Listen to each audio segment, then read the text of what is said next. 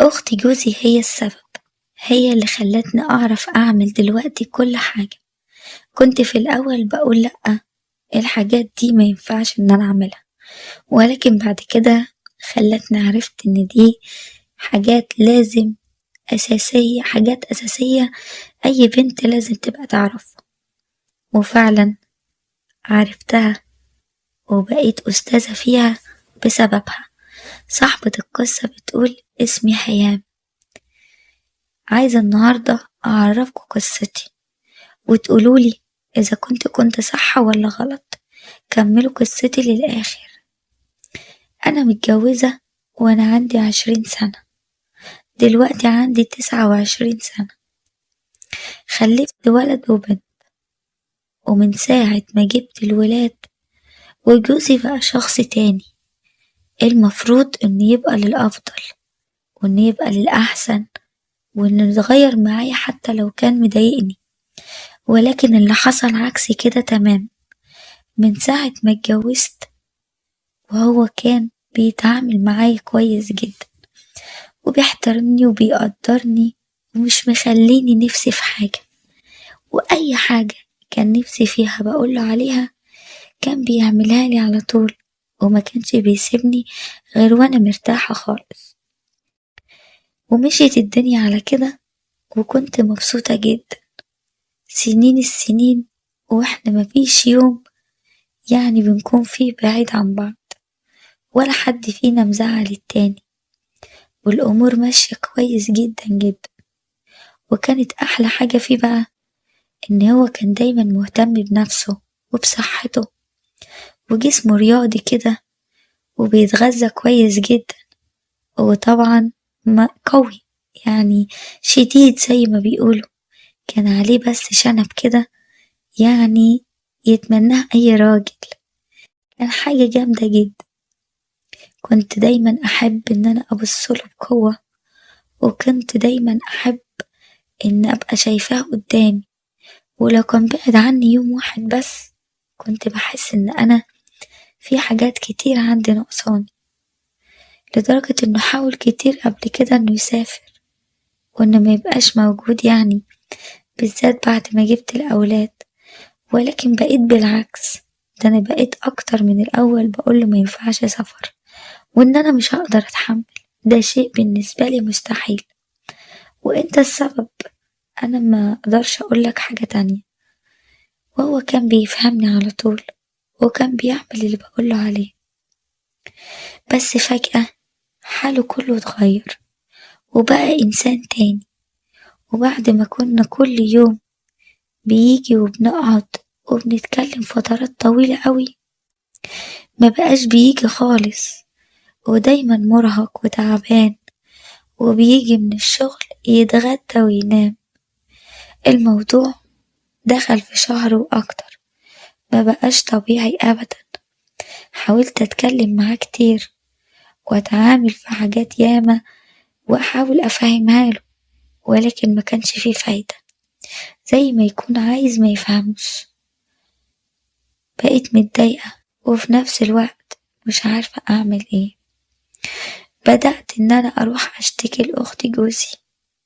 قلت لها يا خرابي، تعالي الحقيني، أخوكي متغير ومش عارفة ليه. أنا ما عملتش أي حاجة غير اللي دايما متعودين عليه. قالتلي ما هي دي المشكلة، انتي دايما ما بتعمليش غير اللي انتي متعودة عليه، والحياة بتعوز تجديد. وما تنسيش بعد ما جبت الأولاد بقوا هم أكتر أولوياتك، وبقوا واخدين كل وقتك، وإنك انتي ما بقتيش زي الأول. وانت عارفة قد ايه هو بيعوز الاهتمام، وانت عارفة قد ايه الموضوع عنده قوي. قلتلها فعلا، بس عايزة أعرف دلوقتي المفروض أعمل ايه، عشان أنا حاسة كده إن بقى في حد تاني في حياته. قالتلي تجاهل إن يكون في حد تاني وتجاهل الفكرة، لكن انتي لازم تغيري من نفسك ولازم تجددي كمان. قلتلها قوليلي أعمل ايه وعلميني، أنا من إيدك دي لإيدك دي. قالتلي خلاص، ما تقوليليش على حاجة لأ، وكل اللي أقولك عليه تعمليه وانت ساكتة، وكل اللي ليك عندي ان جوزك يرجع زي الاول. قلتلها تمام واتفقنا على كده. روحت البيت، قالت لي اعملي حسابك في فلوس. روحت البيت خلصت كل الشغل اللي ورايا وعملت الغدا واخدت بعضي ورحت لها، وسبت خبر في البيت. قلت للولاد لو باباكوا سأل عني قولوله ان انا عندي اخت. ورحت وقعدت معاها. قالت لي اول حاجة كده يلا بينا ننزل على السوق.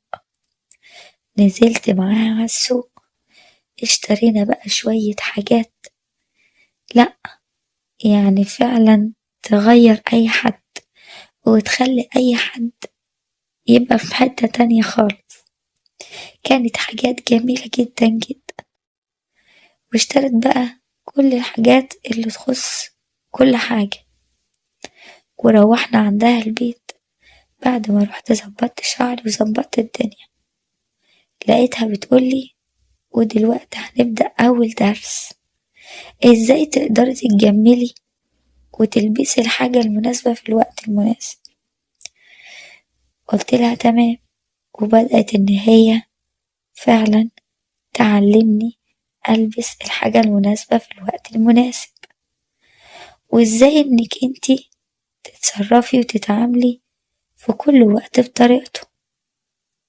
وبدأت ان هي توريني وتعلمني، واتفاجئت منها خالص، واتفاجئت من اللي حصل منها في الوقت ده. بس مش عارفة ليه كنت حابة ان انا اكمل. واكتشفت في نفسي في الوقت ده حاجة عمري ما تخيلت ان هي بتكون موجودة، ان انا ليا آه يعني ليا الحب ان انا اتعلم منها كل حاجة، واني بكون مبسوطة جدا وهي بتعلمني، واني بقيت فعلا بني ادمة تانية، وان انا كان ليا ميول ان انا ممكن اتعلم من الست وانا معرفش. وبعدها ده كان اول يوم في الدرس. قالت لي هتسيبي بكرة وتجيني بعد بكرة. كنت رايحة لها وانا مبسوطة جدا وحاسة ان انا عايزة اروح لها كل يوم، بسبب الحاجات اللي هي بتعلمها لي دي قد ايه مهمة. وبعدها بس باسبوعين قالت لي دلوقتي افتكر انك انتي بقيتي جاهزة وانك اتعلمت حاجات كتير وياريت تنفذيها بالظبط، وانا متأكدة بعد انتي ما تنفذي كل الحاجات دي هتلاقي جوزك راجع احسن من الاول. بس بشرط لو ده حصل ما تنسينيش وتجيني من وقت للتاني عشان يعني تسألها عليا. قلت لها تمام. اخدت الحاجات اللي انا كنت بتعلم بيها ورحت وجهزت نفسي واستنيته. طبعا في الاول الموضوع ما جاش على طول، الموضوع بدأ يعني من وقت للتاني. قالت لي لازم تكوني طولت البال شوية، وبدأت أغير في كذا حاجة بكذا طريقة. فعلا الموضوع نجح ولقيته بقى إنسان تاني خالص، لدرجة إن من كتر ما كنت بتخانق معاه عشان يقعد ساعة في البيت بقى قاعد لي مش عايز يخرج أصلا.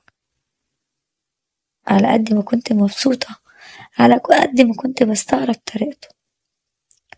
وفي الوقت ده طبعا بدأت إن أنا أقنعه إن كل حاجة لازم ترجع زي الأول، وإن أنا ههتم بيه، وإن في حاجات كتير أوي انت هتتفاجئ بيها وحاجات من النوع ده. وبدأت طبعا إن أنا أروح لها زي ما وعدتها. بدأت إن هي تفهمني حاجات تانية كتير وتفرجني على حاجات مهمة أكتر، وكانت بتخليني أنفذ بالظبط اللي أنا بشوفه. وده بقى بالنسبة لي هو اللي جدد كل حاجة وخلاني فعلا قدرت إن أنا أرجع جوزي وحياتي. ولكن خرجت من الموضوع بمشكلة، بإن حبيت إن أنا دايما أتعلم معاها ومنها، وإن الموضوع فعلا واخد معايا مساحة كبيرة، وإني حبيته أكتر من الطريقة التانية، فما بقيتش عارفة أعمل إيه. وكل ما أحاول أشغل نفسي من ناحية الموضوع كان دايما بحس إن هو ما بيفارقنيش، وطول الوقت بفكر في الموضوع ده. روحت البيت وفضلت إن أنا بقى أشغل نفسي، أروق في البيت وأهتم بالدنيا وبالأولاد، وأهم حاجة بقى جوزي اللي رجعلي بعد ما كنت بقول مستحيل إنه يرجع تاني. وبدأت أركز على تليفونه اللي طول الوقت ما بيبطلش رن وهو في البيت، ولكن هو ما بيردش طبعا. بالراحة كده حاولت إن أنا أفكر هعمل إيه، مش عايزة يحصل أي مشكلة أو أي حاجة، لأن هو ما بيحبش حد يجي جنب تليفونه أبدا. رحت لها وقضينا اليوم كده مع بعض، وعلمتني كذا حاجة جديدة، وبعدها بدأت أقول لها عايزة أتعامل التليفون وأعرف مين اللي بيرن وأعمل إيه. قالت لي على طريقة ذكية جدا، هي كانت أحلى حاجة فيها إن هي ذكية ودماغها دي مش أي كلام. بدأت تقولي بعد ما الليلة تخلص والدنيا تبقى كويسة وكله يبقى تمام، هو هيخش طبعا عشان يعني كالعادة ياخد شاور، ممكن ساعتها انتي تبقي علمتني كذا طريقة عشان أفتح بيها التليفون. قالت لي حاولي انتي بقى تشوفي الدنيا فيها ايه وتعرفي وتاخدي الحاجة الأرقام والحاجة اللي انت عايزاها. وفعلا عرفت ان هو مرتبط بإنسانة تانية، وان هو متجوزها، مش مجرد ان هي موضوع كده وخلاص. وكانت صدمة عمري الصراحة لما عرفت ان هو متجوز. ولما رحت وحكت لها كنت متضايقة جدا ومنهارة، ولكن اللي فهمته انه خلاص بيحاول ينهي العلاقة، ولكن هي رافضة. قالت لي خلاص اصبري عليه لما تشوفي الدنيا فيها ايه. قلت لها خايفة الموضوع التغيير يبقى وقت ويعدي، وبعد كده كل حاجة تبقى عادي وانه ينساني. قالت لي طول ما انت بتسمعي الكلام وانت دايما هتلاقي عندك جديد، ودايما مش هيسيبك، وحياتك هتبقى كويسة. مشيت الدنيا على كده، وفعلا نجحت في ان هو ساب الانسانة التانية دي ومن غير حتى انا مبذل اي مجهود، وان حياتنا كلها رجعت تستقر زي الاول وفي الوقت ده طبعا كان سني كل فترة بيزيد، وبرضه اخت جوزي ما كانتش بتقعد ساكتة، وكانت دايما بتطلب ان هي تقعد معايا وتبدأ ان هي تتكلم في حاجات كتير، وانا ما كنتش بقدر اقول لها لا، لان الصراحة كنت بحبها جدا، وكنت ببقى ضعيفة قدامها لما كانت بتقولي على حاجة. ومشيت الدنيا على كده وبقى عندي فوق 40 سنة، وحسيت كده ان كل اللي بيحصل ده بسبب اخت جوزي مش حباه، لكن ما كنتش عايزة يعني اعمل مشكلة، ولانها صديقة مقربة جدا لاخوها كنت بحاول ان انا ارضيها عشان ما تقولوش حاجة تزعله مني. وطول الوقت كنت بحاول ان انا اوفق بين كل حاجة شوية، لكن جيت في وقت وحسيت ان انا تعبت جدا، واني مش عايزة اكمل في كل حاجة هي بتعملها. لكن رجعت تقولي هخلي جوزك يسيبك. طبعا فكرت الاول ان هي ممكن تكون بتقولي كده، يعني كانت بتديني اشارة ان انا ممكن لو مسمعتش الكلام، لكن انا قلت اكيد هي ما عندهاش حاجة تعملها، وان هو خلاص اتغير وان عمره ما يرجع زي الاول وحاجات كتير اوي.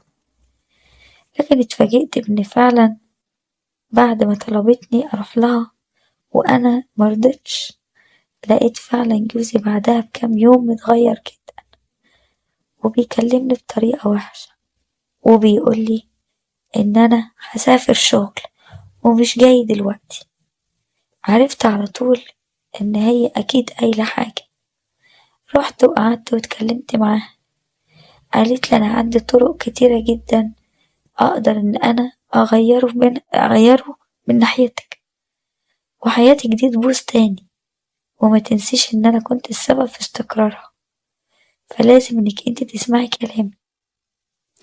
وما كنتش عارفة أعمل معاها ايه. المشكلة إن هي متطلقة 4 مرات، وفي كل جوازة ما كانتش بتستمر كتير، وده بسبب إن هي ما كانتش بتجيب أولاد. بس هي في الجمال جميلة جدا. ولما كنت بقولها المفروض إنك انتي تتجوزي، كانت بتقولي الجواز ده بالنسبة لي مش مهم، مفيش حاجة عندي أهم منك، انتي بالنسبة لي أهم شيء. كنت دايما بكون معاها حريصة في كلامي وفي تصرفاتي كمان. ولكن هي الصراحة كانت طول الوقت إنسانة كده غامضة ولها تصرفات غريبة. في الوقت ده قررت إن أنا أرجع وأتكلم معاها، وفضلنا على كده وقت طويل. وحصلت حاجة بقى ما كنتش عاملة حسابها. بنتي كانت بتتردد عليها من وقت للتاني، وكان معاها مفتاح الشقة بتاعتها، بس أحيان كتير لما كانت بتبقى رايحالها كانت بترن على الموبايل. المرة دي بالذات لما أنا كنت عندها وقاعدين بنتكلم وبتعلمني كالعادة، اتفاجئنا بوجود بنتي قدامنا.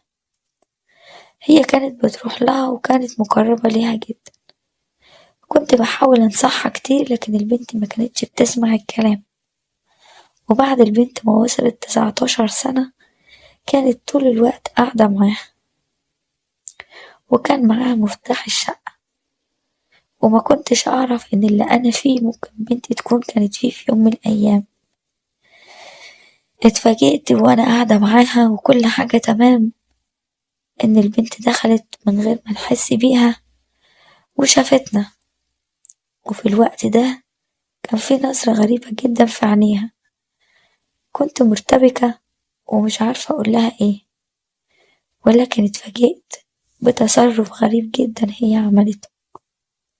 لقيتها بتقول أنا كمان معاكم، وأنا كمان لازم أتعلم اللي انتوا بتتعلموا، عشان انتوا عارفين إنه مهم في الحياة. واتفاجئت بإن عمتها عملت كل حاجة زي ما كانت بتعلمني بالظبط. والبنت كانت مبسوطة وبتقول لها لا يمكن اللي انتي بتعلمهولي ينفعني، ده حد تاني كان ممكن يعلمهولي.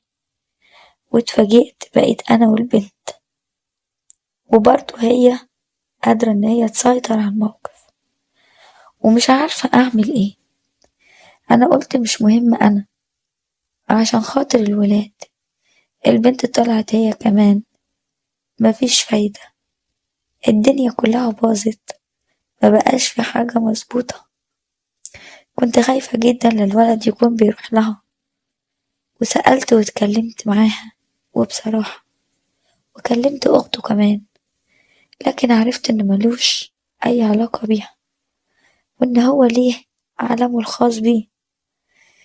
بس البنت بتعمل حاجات غريبة.